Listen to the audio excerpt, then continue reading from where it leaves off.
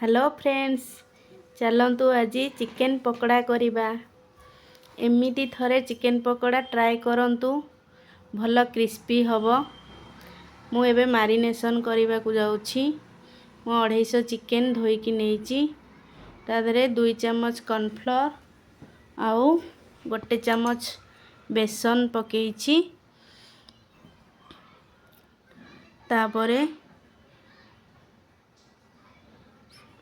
सेथिरे आमे हाफ चम्मच हलदी गुंड दबा, हाफ चम्मच काश्मीरी लाल मिर्च पाउडर दबा,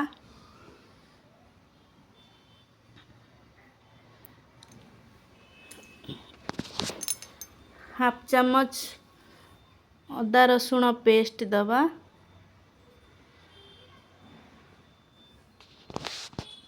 आउ हाफ चम्मच तंदूरी मसला पाउडर पकेबे। मु कलर किछि यूज करूनी।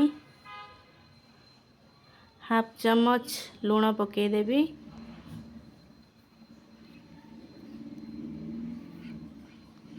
आउ गोटे लेंबूर फाळे हाफ लेंबू रो रस दे देबे।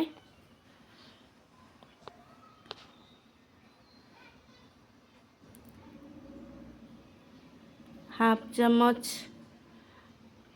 दही दे दबा।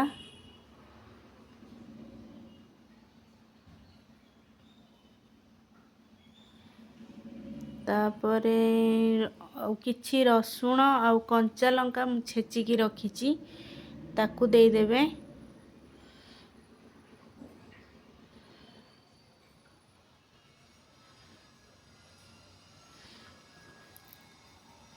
आउ टिके गोलमरीच गुंड मु पकेइछि, पछरे मोर मन नथिला कहिबा पई।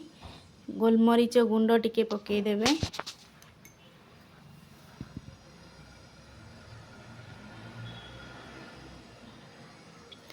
एबे सबू भल किरी मिक्स कर दबा।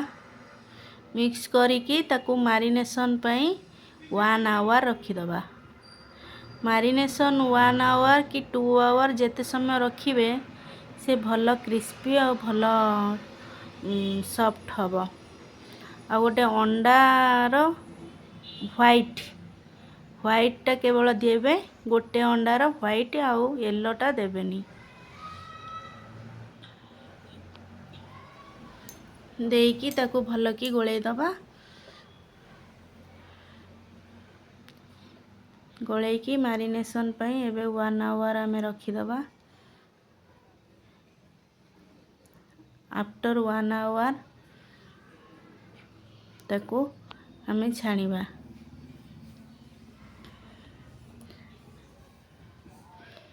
छाणीबा पूर्वरु मु टिके व्हाइट राशि अल्प पकेइछि आउ किछि भूसरम पत्र पकेइकी छाणीबे। व्हाइट राशि देले भल बास्ना आउ फ्लेवरेबल हुए। आपण चाहिले पकेइबे, नहले स्किप कर देबे।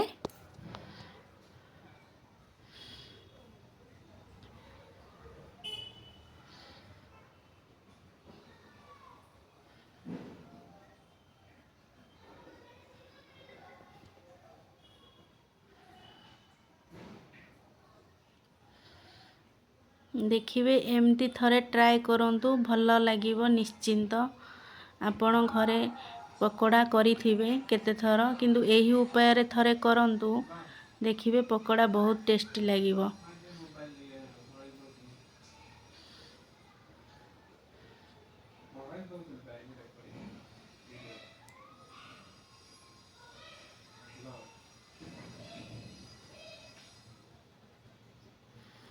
बहुत ही टेस्टी आउ क्रिस्पी हेतिला।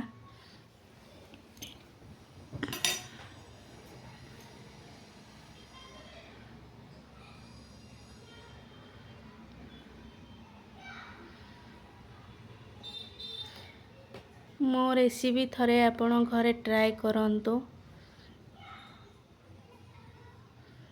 देखंतु मु कलर यूज करिनी, किंतु केते सुंदर देखा जाउछि।